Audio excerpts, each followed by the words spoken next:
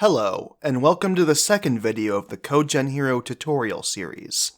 In this video, we will go over creating a sample SQL database that will be used by CodeGenHero to scaffold out classes for our solution later. First, go to the downloads page of CodeGenHero.com, linked in the description below, and scroll to the bottom where the samples section is.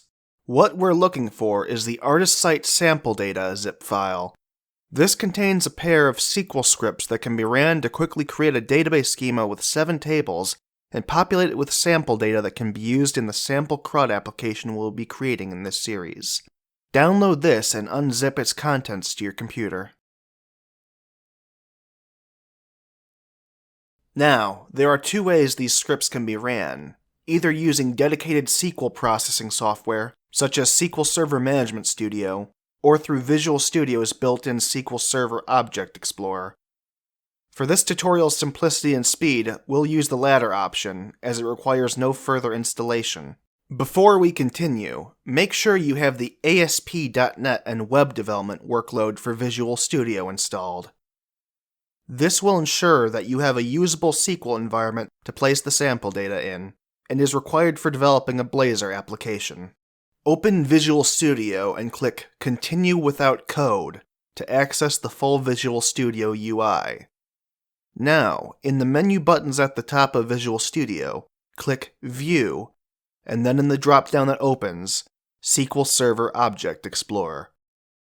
The SQL Server Object Explorer panel should now open on the left-hand side of Visual Studio, listing available SQL Express instances, such as MS SQL Local DB, which should have been created when you installed Visual Studio.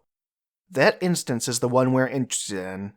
Right-click on MS SQL Local DB and click on New Query in the Open drop-down to verify that the local connection is working.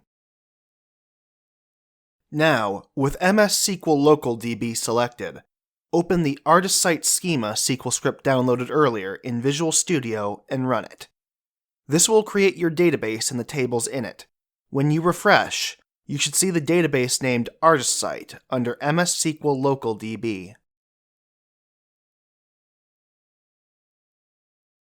This may open a connection dialog before performing execution. If this happens, enter open parentheses localDB end parentheses /MS SQL Local DB as your server and select Windows Authentication. Visual Studio's SSOE dialog and SQL tabs sometimes have difficulty with mouse input at high display resolutions. If this happens to you, move the dialog to another monitor, use the Ctrl-Shift-E keyboard shortcut, or use the Tab key to navigate. Now, with your schema created, you can use the second script, Artist Site Sample Data, to populate the tables with objects that you will later interact with through a CRUD API in the Blazor application we create. In the next video, we will go over creating the solution we will build our Blazor CRUD application in, using the project template installed in the previous video, which will scaffold out a dual-headed Blazor application with self-hosted user authentication.